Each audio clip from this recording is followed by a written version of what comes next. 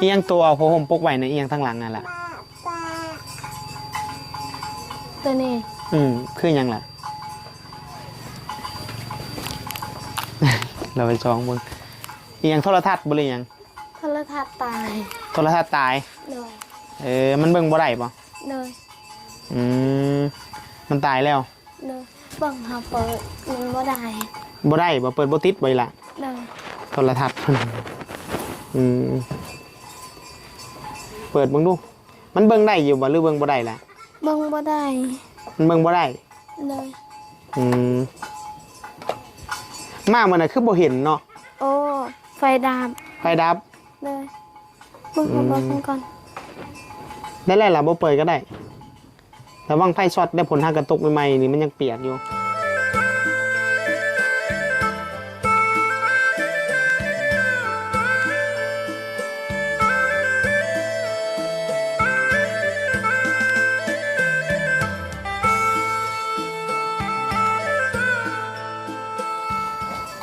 กับสบายดี FC เบิร์ดสุขุสุคนน้องพี่น้องเนาะวันนี้บิลลี่มาหาน้องย่อยพี่น้องเอ้ยมาแวะหาน้องย่อยเพิ่นพอดีคือสิอยู่กับแม่พี่น้องเอ้ยเห็นคนอยู่ทั้งเฮือนอยู่พี่น้องเอ้ยหัวมันอยู่กับแม่หรืออยู่กับน้องเนาะน้องย่อยอยู่เฮือนอยู่บ่เห็นแบบอ๋ออยู่กับไผล่ะอ๋ออยู่กับน้องโอ้เบิ่งเดี๋ยวขึ้นไปหาเพิ่นอยู่ทั้งเฮือนกับพี่น้องเอ้ยเพิ่นอยู่กับน้องเพิ่นเอาสบายดีน้องย่อยกินข้าวแล้วบ่อยล่ะไม่อ่ะนี่ไม่ใช่แล้วเด้อได้ยังกินล่ะมื้อนี้กินปลาแม่ไปซ่อนเมื่อวานนี่โอ้ได้หลายบ่ปลาได้นิดเดียวเลยกินเบิดแล้วเลยโอ้เฮ็ดได้กินปลาน้องย่อยเจ้าเฮ็ดได้กินปลาน้องย่อยมกเลยโอ้มกปลาเลยน้องกับแม่ไปใส่เบิดนี่น้องไปเล่นบ่น้องไปเล่นแม่ไปห้องหมอไปห้องหมอเอ้าแม่เจ้าเป็นยังบอกคนในบ้านนี่เพิ่นเป็นยังล่ะคนในบ้านจักแหละหาบ่ฮู้เจ้าบ่ฮู้เลยโอ้เพิ่นไปแต่เช้านี้บ่ล่ะเลยไปแต่เช้านี่เจ้าเลยข้าวน้อง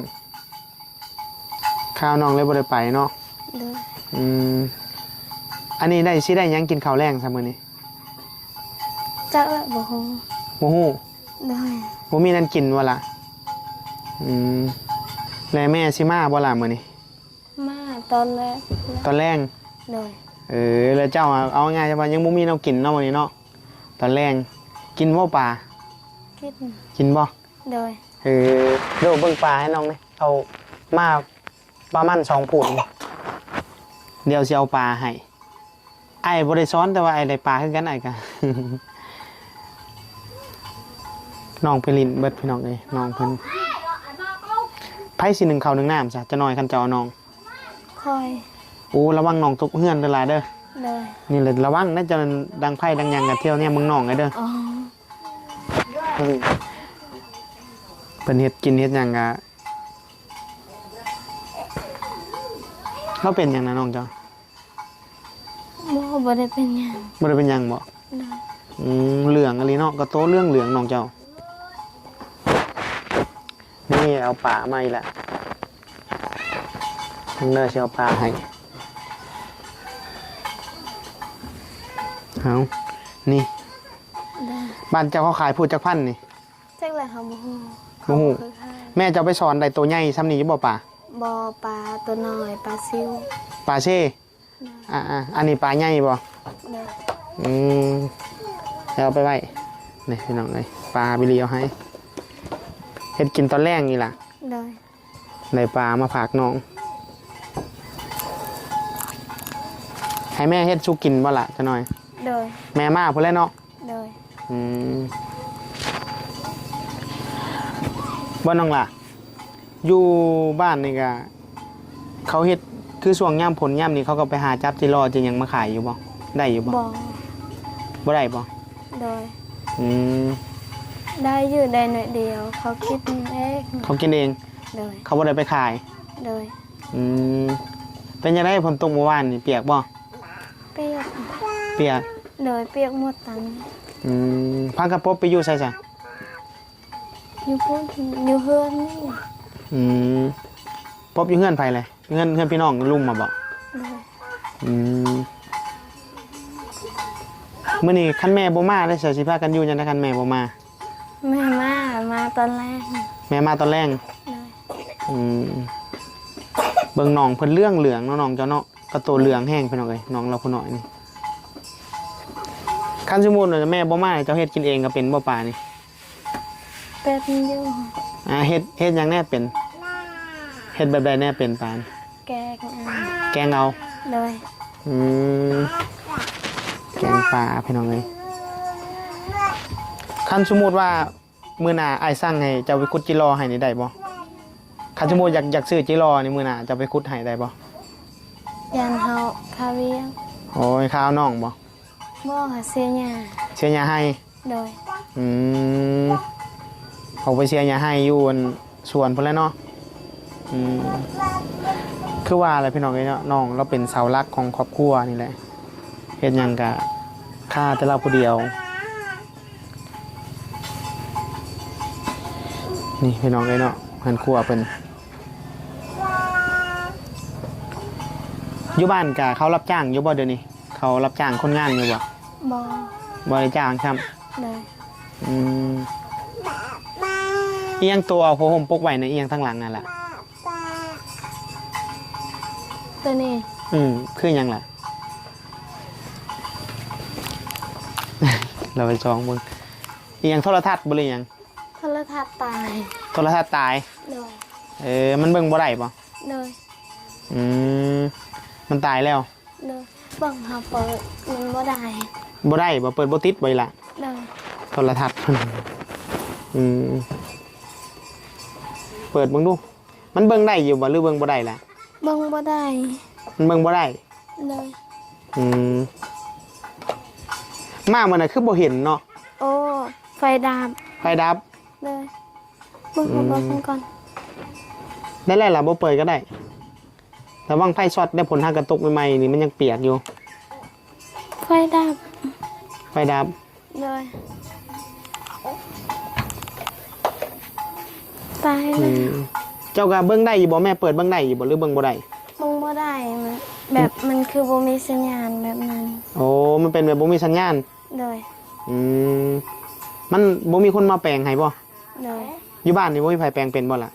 บ่ สมพ่อเพิ่นเอาเนาะบ่ได้เบิ่งน่าจะเกี่ยวกับสัญญาณสัญญาณมันนี่แหละเอามาแต่ใช้โทรทัศน์นี่ล่ะ เอามาแต่บ้านพุทธ โอ้เอามาแต่บ้านพ่อเจ้าผู้ เลย แล้วย้ายมาแล้วมันเบิ่งบ่ได้เลย เลย โอ้มันน่าจะได้ตั้งคันคือเจ้ามาแต่พุ่นนี่เจ้าขี่รถหยังมาแต่เก่ามาแต่บ้านพ่อนะ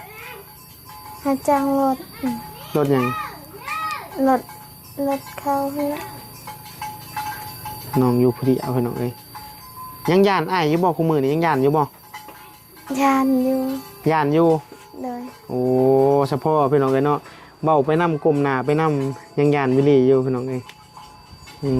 ปานะไอ้ซื้อมาหลายพูดก็เลยแบ่งให้เจ้านำ เลย ไอ้ให้เขาเจ้าอยู่เทิงน่ะแน่แล้วก็ให้เจ้านำแล้วก็ไอ้เองแน่ปันกันไอ้ซื้อหลายพูดเติบอยู่ในรถไอ้ก็ยังอยู่นี่หลายพี่น้องเอ้ยเนาะวิลีก็เอาปลาเอาหยังมาแบ่งให้น้องกินแล้วยังบ่ลึงยังย่านอยู่บ่เป็นอะไรแบบคนแปลกหน้าบ่ล่ะ ยังเกรงใจยังย่านอยู่เนาะ เลย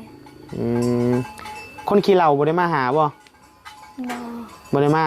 เลย อ้ายกับคนขี้เหล้าย่านไผกว่ากัน ย่านเบิดซองบ่ เลย เรายังย่านอยู่พี่น้องเอ้ยเอาโอเคครับซะเดียวอ้ายสิกลับก่อนเด้อ เลย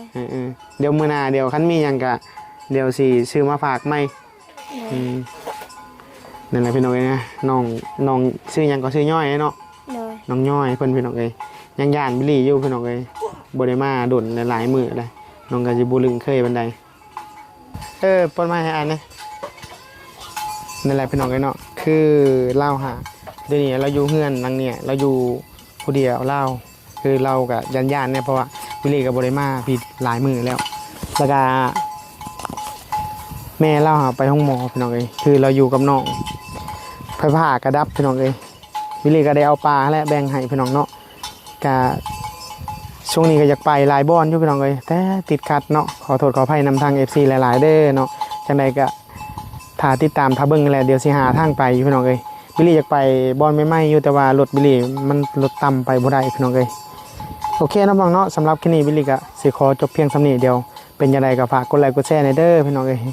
เดี๋ยวบ้านน้องตุ้มเนี่ยไปบ่ได้เลยตอนนี้ต้องท่าให้ฝนเศร้าตกวิทย์พายุจังไปได้เนาะโอเคพี่น้องสบายดีบาย